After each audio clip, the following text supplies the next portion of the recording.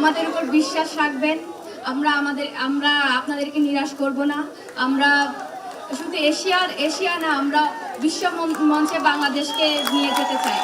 আপনারা আমাদের উপর বিশ্বাস রাখবেন।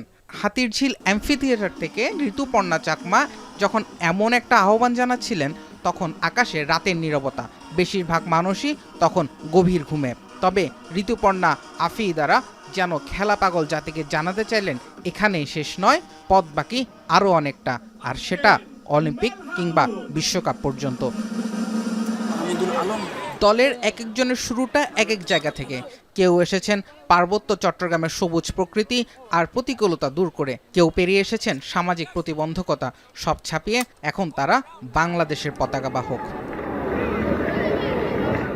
সাফ জয়কে বাংলাদেশের মেয়েরা এক প্রকার অভ্যাসে পরিণত করেছেন আগেই, তবে মিয়ানমারে চ্যালেঞ্জ ছিল অনেক। র্যাঙ্কিং কেবলই যে একটা সংখ্যা, সেটাই যেন আরও একবার প্রমাণ করলেন ঋতুপর্ণা, আফিদা থেকে শুরু করে বাকি ফুটবলাররা। 3 ম্যাচে জয় তুলে নিয়ে বাংলাদেশের মেয়েরা নিশ্চিত করলেন জাতীয় সঙ্গীত এবার বাজবে এশিয়ান ফুটবলের সর্বোচ্চ স্তরে।